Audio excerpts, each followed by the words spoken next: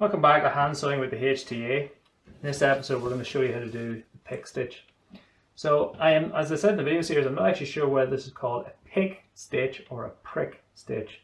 It could be called a pick stitch because you're just picking up the very edge of the cloth, or it could be known as a prick stitch because it's like all you see of the stitch is like a little pin prick. So I honestly don't know which one it is. I've looked in various books and I haven't found an answer yet. Please, give your thoughts in the comments below.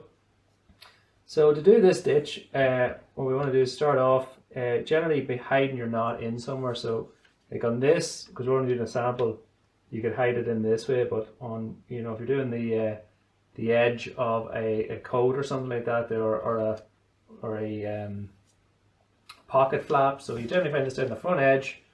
You can often find it on the edge of the cuffs of the sleeves, and the edge of the vents, the edge of the pocket flaps, or the top of the pocket for the welt. Wherever you find it, it's done exactly the same way. You do is you take the edge there like so, and you want to just where the thread comes out, you want to come behind it, push the needle forward about 3/16, and then close it. So again, like that. What you're doing is just doing this little stitch then along the edge.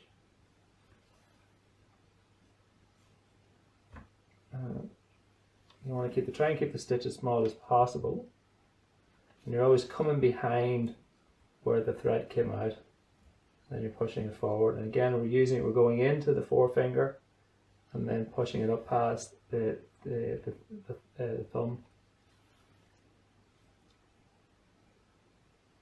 This is not, if you see this in ready to wear, it's considered a decorative stitch.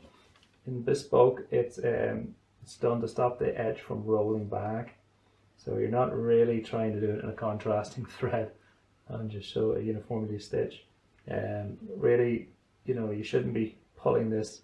I'm just closing the stitch, not pulling it really hard. We get the stitch to sink into the cloth and cause an indentation, or worse, as a distortion of the front edge. You just want to close the stitch. Again, just use as you're running it out, use your little finger just to put the tension into the stitch. You want to try and keep it as close to the edge as possible if you're doing if you're doing an edge stitch.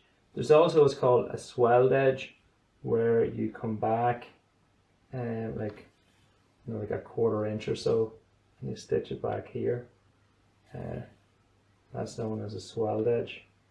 That's also another stitch that you find on the edge of coats, so they decided to swell it, and then you want to try and do it at a consistent 1/4 inch or 3/8 back from the front edge.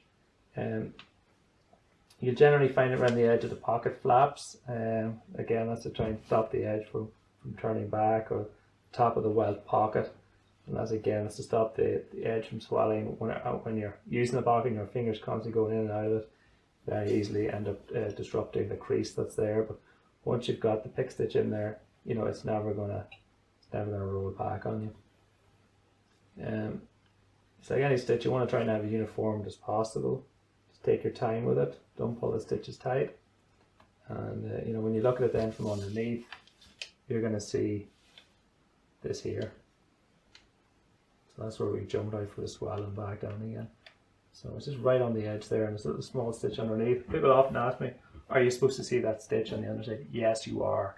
But if it's done in the same color of thread, you're not really going to notice it as much. And look at those stitches, look fairly uniformed on the bottom there, as well as they do on the top here. So that's your pick stitch, and that's all we have time for in this lesson. Thank you for watching.